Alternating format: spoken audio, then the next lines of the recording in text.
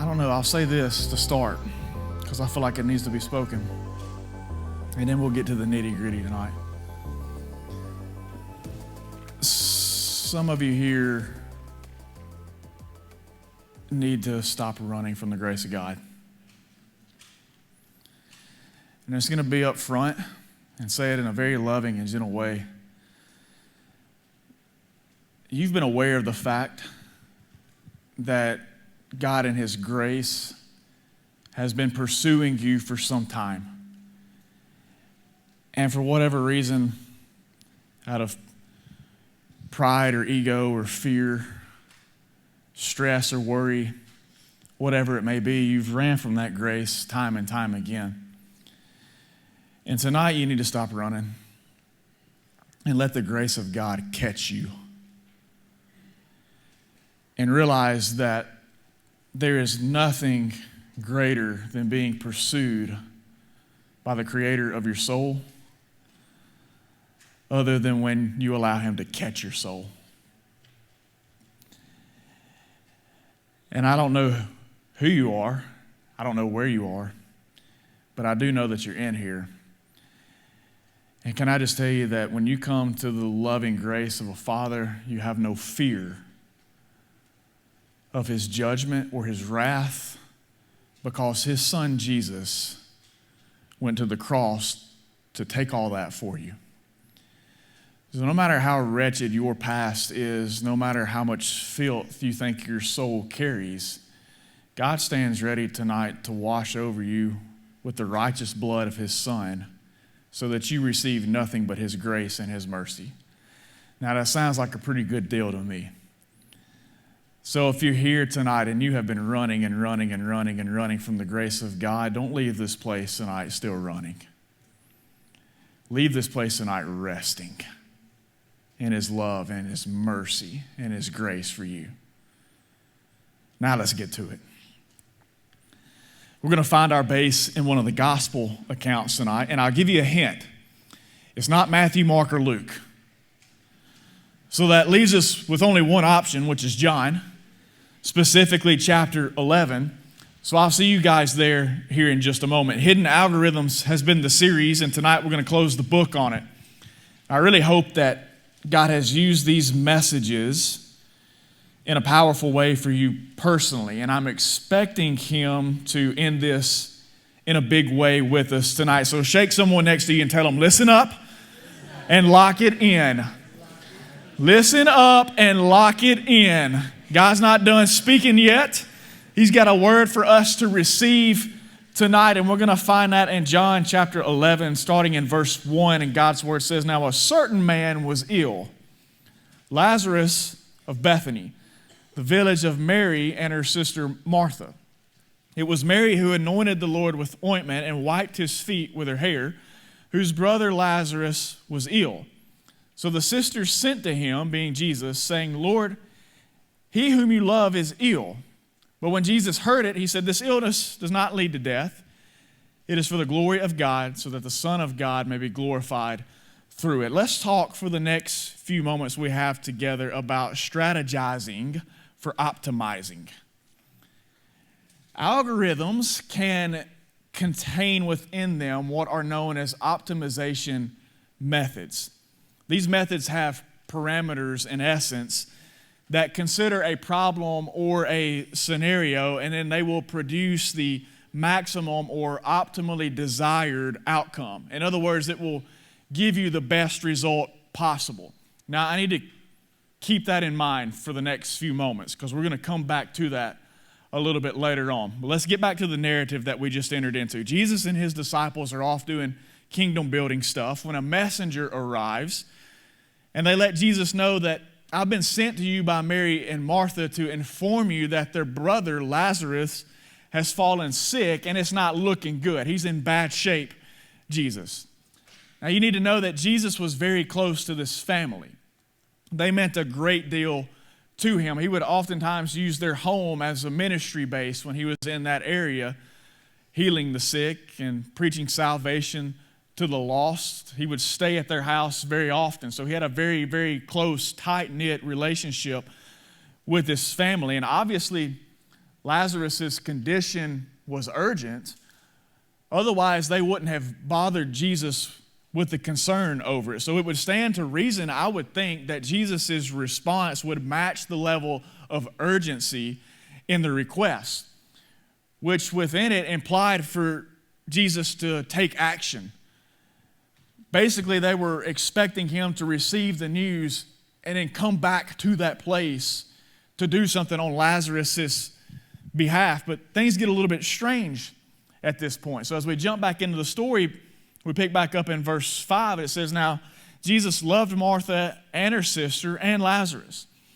So when he heard that Lazarus was ill, he stayed 2 days longer in the place where he was. So one of Jesus' best friends in a family that he dearly loves is dying, and yet after learning of it, Jesus stays put.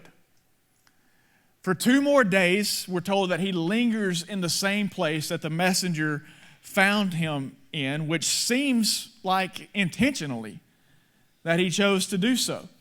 But that can't be the case, can it? Like, there's no way Jesus can be that apathetic. There's no way Jesus can be that uncaring about this situation, particularly when it comes to a family that he so dearly loves. Surely Jesus wouldn't intentionally remain in this place after hearing the urgency of the request of the family to come to their aid. Well, what he's doing is he's strategizing for optimizing. His strategy is to use this as an opportunity to optimize, first and foremost, listen to me, his glory, but also the faith and the belief of these people. So let me show you how Jesus plays this out. And the application for our lives even today is amazing for growing our faith and our belief in who Christ is. So the first thing I want to show you within this strategy is that timing is everything.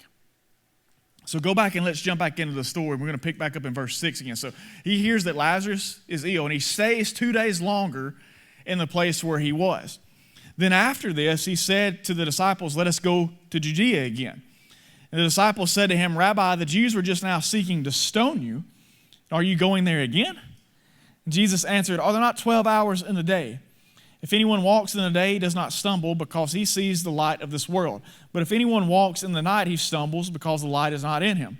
After saying these things, he said to them, our friend Lazarus has fallen asleep, but I go to awaken him. The disciples said to him, Lord, if he has fallen asleep, he will recover. Now Jesus had spoken of his death, but they thought that he meant he was taking rest and sleep. Then Jesus told them plainly, Lazarus has died. So the disciples didn't get it at first. Lazarus has passed, and Jesus has to make it blatantly obvious to them. He's like, no, you fools, he's not taking a nap. He's dead. We're going to go now because Lazarus is gone. And the first glaringly obvious detail that sticks out in this account is how after receiving the news, Jesus decides to linger where he was for another 2 days. It kind of gives us this feeling that he wants Lazarus to die. It's like he's the King of Kings, he's the Lord of Lords. He has already at this point garnered a reputation for being able to do supernaturally what nobody else can do, performing healings that nobody else had ever seen anybody do. They knew full well Jesus had the power to restore Lazarus' health. And yet he remains in this place and lingers there for 2 days. And we almost kind of get this sense that Jesus is doing so, just kind of waiting for Lazarus to die. Instead of going to him and healing him of his illness, he prolongs his stay where he's at, and it's like he's dragging things out, waiting for Lazarus to just pass. So there must be a reason for why Jesus is doing what he's doing. And he gives us a hint back in verse 4. If you caught it earlier, you're pretty sharp. But just in case you didn't, I'm going to show you the hint. When Jesus heard that Lazarus was sick, look at what he says. This illness does not lead to death. Now, hold on a second. What did he just tell his disciples? Lazarus is dead. But in verse 4, he says, this illness does not lead to death. It's for the glory of God, so that the Son of God may be glorified through it. There's our hint. There must be some reason why Jesus is doing what he is doing. Here's your big main hint. It's for his glory. is so that whatever is about to take place, he can go back into that situation and he can receive all the glory for what he is going to do in those specific individuals' lives. Now, keep in mind the point that we're making. Timing is everything. After a couple of days passed, he then announces to his disciples, we're going back to Judea. That was Lazarus' location, but the disciples didn't think it was the best idea in that moment. Jesus lets them know, hey, Lazarus has died. We're going to go back to Judea.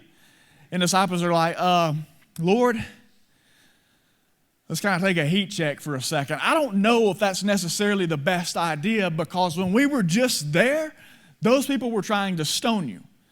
They were so enraged, they were so upset, they were so mad at the things that you were doing in that region that they were trying to literally kill you. Now you're telling us that you want to go back? I don't know about all that, Jesus.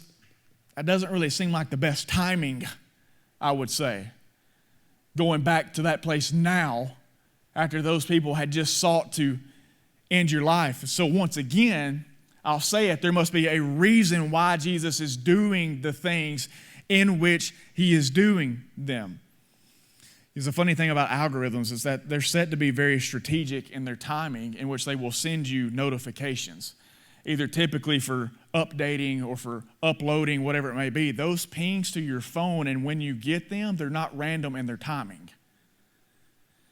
It's part of the algorithm's optimization method. And I'll show you why it's not random here in just a little bit, but you need to know that when your phone gives a buzz or a vibrate or a ping and your social media is trying to engage you with some kind of interaction, it's not at a random time. It didn't just decide to pop up at 10 o'clock in the morning or at 5 o'clock in the afternoon. There's a reason why that's taking place at the time in which it is. And what you need to know in this situation is that Jesus is very strategic in his timing. His schedule always operates around his strategy. So what exactly is Christ's strategy? Well, it's quite simple. It's to seek and to save the lost. It's to heal and to help the hurting and the broken. It's to restore and renew souls that have been fractured into pieces by sinful rebellion. That's his strategy. So everything that Christ schedules his life around is involved with that strategy of what he came to do, the mission of why he came from heaven to this earth. Jesus would always arrive at just the right moment, and he would always depart at just the right moment. All throughout the gospel accounts, you can see where Jesus travels from city to city. And it always just so happens to be that he will wind up on the banks of the next city at just the right moment to pass by somebody that's either walking on the shores of the bank that needs to hear a word from him, or he meets some funeral procession coming out of town while he just so happens to be walking into the town. Jesus always arrives exactly when he wants to, and he always departs exactly when he needs to. He is very strategic in his time. His movements are never without motivations. There's no pointlessness in his appointments.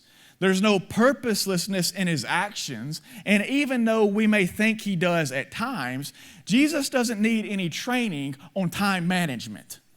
How many of y'all are really poor time managers? How many of y'all are lying? Some of you are. Some of you are really poor time managers. You know how I know? Because you got an assignment due in about 3 hours. And it's only been available for you to do it for 2.5 weeks. Some of you are really poor time managers because we start at 8:30 and y'all roll up in here about 8:40. Hey, when I was at UNA, I played baseball for the legendary Mike D. Lane. Y'all don't know what that's like. You'll never know what that's like. That guy would remind us daily why his name was on the field and not ours. But he instilled with us this principle of if you're on time, you're late. So if workouts were at 6 o'clock and you got there at 6 o'clock, y'all would consider that to be on time. Coach Lane would have you running laps. I remember when I was a freshman, I rolled up just like that. We had 6 o'clock workouts. I got there at 6 o'clock on the money. I walked in the door, he said, "You're late." I was like, "What?" He said, "You know what time workouts are?" I said, 6. He said, "You know what time it is?" I said, 6. He said, "That's right, you're late." I'm like, wait a second. Like, something doesn't make sense. He's like, "From now on, if you're on time, you're late." Some of us are bad time managers. You just have a hard time bottling all that stuff and getting to the places that you need to be at when you need to be at. And you don't know how to get there when you need to get there. Perfect example, some of you are late to class because you're poor time managers. And it's not that you didn't get up on time, it's that you didn't take all the other parameters into consideration. You didn't think about the fact there wasn't going to be no parking on campus. You didn't think about the fact it's going to take you 15 minutes to find somewhere to park. And then you're going to be on the other side of campus when you found that place to park. And it's going to take you 18 minutes to walk to the class you were supposed to be at 14 minutes ago. You need to work on your time management a little bit. And I think some of us look at the scheduling of our lives and we think Jesus is a poor time manager of our lives. Now, I'm going to accentuate that point here in just a little bit where you can see it a little bit better, but I want you to look at this first. I don't know if you noticed it or if you picked up on it or not. When Martha and Mary, they send this messenger to Jesus to let them know that Lazarus is sick, which carried with it the implications of, "Hey, Jesus, we need you to come back.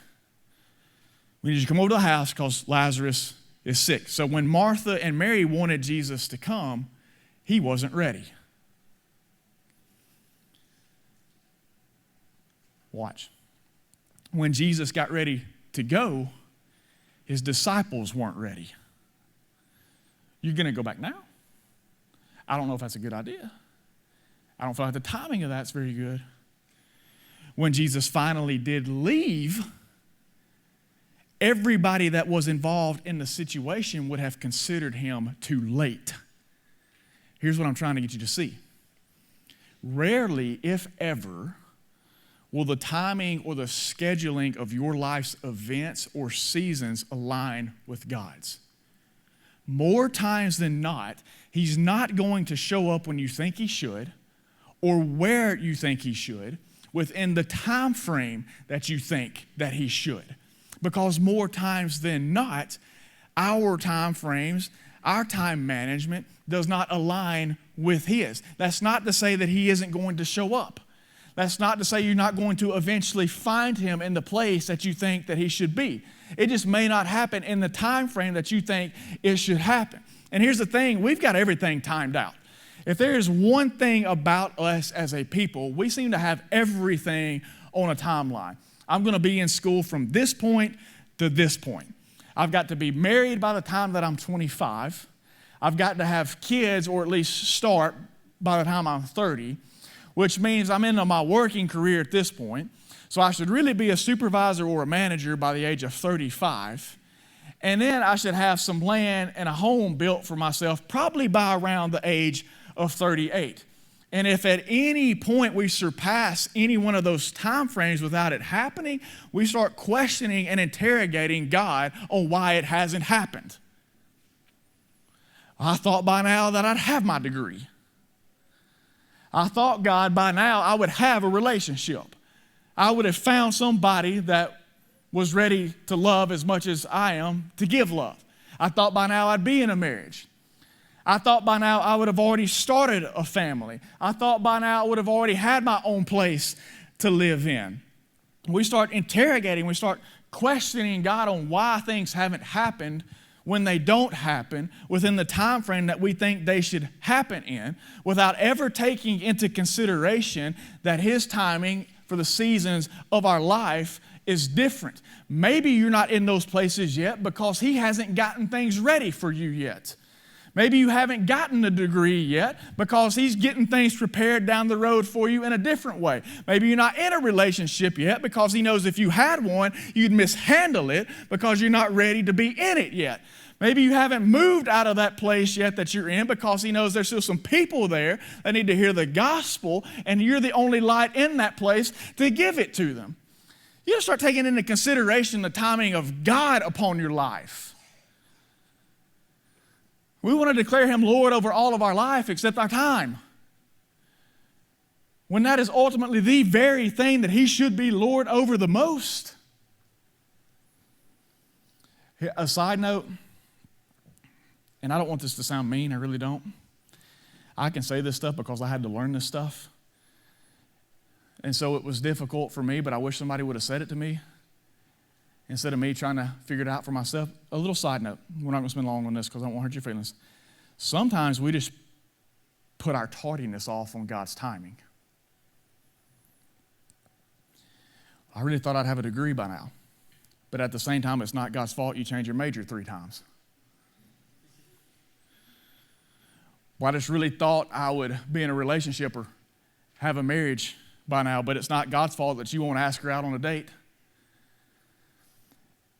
And it's not God's fault that you won't give him a chance. Well, I really thought I'd have my own place by now. It's not God's fault that you're unwilling to move out of mom and dad's house. I'm really not trying to hurt feelings, I promise. I had to deal with it myself. But I'm just saying, like, be careful that you're not putting your tardiness off on God's timing as a cop-out. Let's move on. Regardless of that, he knows that timing is everything. Sometimes what we feel as things getting drawn out is God drawing things out for just the right time. You've got to learn to start trusting his timing. He understands as much as he does not exist within time like we do. He is how many of you feel like you waste a lot of time? Here's the cool thing about our God. He is the creator of all days and the waster of none. And so if you will commit to following him day by day, guess what you'll never do? You'll never waste a day. Because you're following him, and he never wastes a single moment. Timing is everything, and he understands that. You just got to align your life with his timeline. Now, there's a reason why timing is everything, because he's making moves to do some deepening and developing. And we're fixing to kick it into high gear because I spent way too much time on that. So I hope y'all are ready. You ever taken a drink out of a fire hydrant before? That's what it's fixing to be like. Verse 14, chapter 11. It says, Jesus told them plainly, Lazarus has died. And for your sake, I'm glad that I was not there, so that you may believe. But let us go to him. So Thomas called the twin, said to his fellow disciples, let us also go, that we may die with him. He's talking about sharing in their mourning. Now, when Jesus came, he found that Lazarus had already been in the tomb 4 days, and Bethany was near Jerusalem, about 2 miles off. And many of the Jews had come to Martha and Mary to console them concerning their brother. So when Martha heard that Jesus was coming, she went and met him, but Mary remained seated in the house. Martha said to Jesus, Lord, if you had been here, my brother would not have died. But even now I know that whatever you ask from God, God will give to you. Jesus said to her, your brother will rise again. Martha said to him, I know that he will rise again in the resurrection on the last day. And Jesus said to her, I am the resurrection and the life. Whoever believes in me, though he die, yet shall he live. And everyone who lives and believes in me shall never die. Do you believe this? She said to him, yes, Lord, I believe that you are the Christ, the Son of God, who is coming into the world. When she had said this, she went and called her sister Mary, saying in private, the teacher is here and is calling for you. And when she heard it, she rose quickly and went to him. Now Jesus had not yet come into the village, but was still in the place where Martha had met him. And when the Jews who were with her in the house consoling her saw Mary rise quickly and go out, they followed her, supposing that she was going to the tomb to weep there. Now when Mary came to where Jesus was and saw him, she fell at his feet, saying to him, Lord, if you had been here, my brother would not have died. When Jesus saw her weeping, and the Jews who had come with her also weeping, he was deeply moved in his spirit and greatly troubled. And he said, where have you laid him? And they said to him, Lord, come and see. And Jesus wept. So the Jews said, see how he loved him? But some of them said, could not he who opened the eyes of the blind man also have kept this man from dying? Then Jesus, deeply moved again, came to the tomb. It was a cave and a stone laid against it. And Jesus said, take away the stone. And Martha, the sister of the dead man, said to him, Lord, by this time there'll be an odor, for he's been here for 4 days. And Jesus said to her, did I not tell you that if you believed, you would see the glory of God? So they took away the stone, and Jesus lifted up his eyes and said, Father, I thank you that you have heard me. I knew that you always hear me, but I said this on account of the people standing around, that they may believe that you have sent me. When he said these things, he cried out with a loud voice, Lazarus, come out.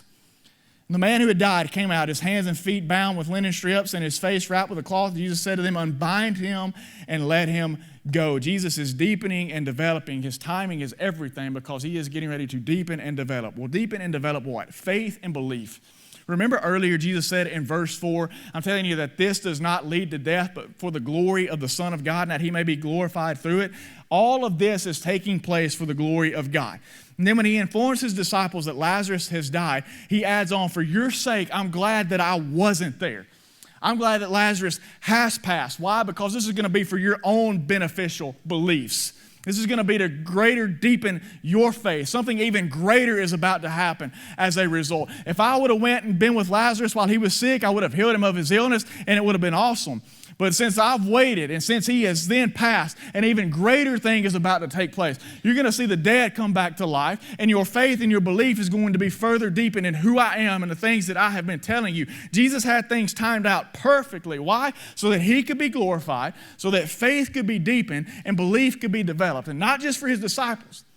You can't forget about Mary and Martha. All this while, they had been at home waiting and watching for Jesus to come running, and he pulls a no-show for 2 days. Now their brother is dead, and they're deep in mourning. And when word reaches the sisters that Jesus has arrived, look at what happens in verse 20. It says, Martha runs out to see him. She falls down at his feet, and she says, Lord, if you had been here, my brother would not have died. You ever feel like if Jesus would have showed up a few moments earlier, some of your pain and some of your sorrow could have been avoided? Some of your trials, some of your tragedies could have been avoided, but for whatever reason, Jesus seems to have drug his feet. Martha falls down, and I love the realness of her hurt and her pain before God.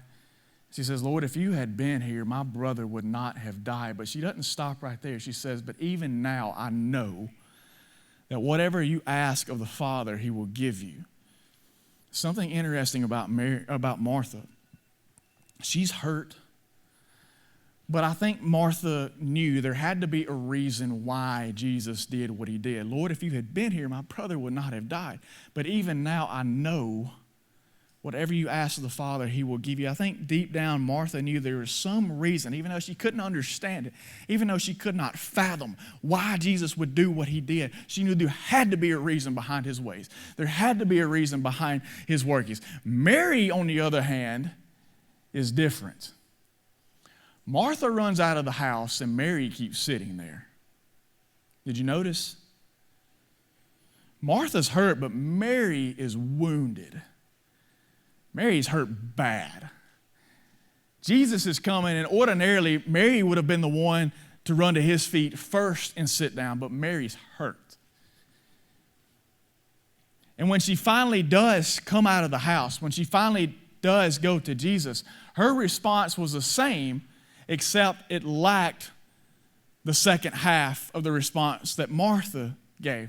As Mary runs out, she falls before the feet of Jesus, and all she says is, Lord, if you would have been here, my brother wouldn't have died. It's like you can hear the anguish in her voice. It's like you can hear almost the resentment in her voice, like, God, Jesus, why? Why when you heard the news did you tarry? Why did you not come running? I don't understand it. If you love my brother so much, if you love me and my sister so much, why didn't you drop everything that you had going on and come to our aid in our time when we needed you here the most? If you had been here, my brother would not have died. I think in Mary's heart, she could find no reason for why Jesus had so uncaringly, it seemed, let her brother die. She was broken. Her heart was torn into so greatly that among it all, it moved Jesus so emotionally that he began to weep as well. Why? Because his heart was beginning to resonate with the pain of Mary and Martha's and all the other people that were there that loved Lazarus.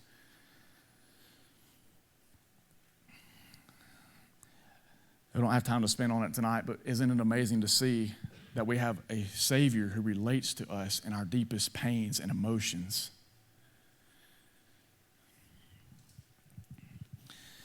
And as they make their way to the tomb, because Jesus says, take me to the tomb. Show me the place where he's laid at. I think it's also amazing too. We don't have time for it tonight. It's such an amazing story. We don't have time for it tonight, but I think it's also amazing too that Jesus invited himself into the place of their greatest pain. He says, hey, take me to the place where it hurts the most and show me what's there. In the same way in your life, Jesus invites himself into your pain. He says, take me to the place where you hurt the worst. Take me to the place where you've got the deepest wounds and show me what's there. Why? Because I'm about to do something. Take me to the tomb because something's fixing to happen. Show me your pain. Show me your hurt. Show me your wounds. Because I'm not just going to go there and look. I'm going to go to that place and I'm going to act. It's going to be on your behalf. And so they go to the tomb and Jesus makes a surprising request. He says, roll the stone away. And Martha's like, Jesus, he going to stink.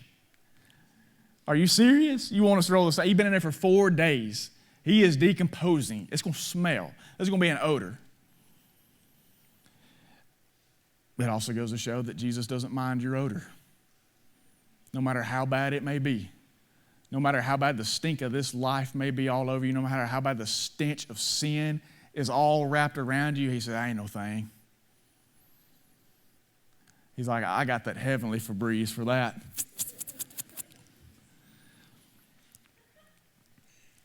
So they move the stone and he prays and he commands Lazarus to come out. And imagine the scene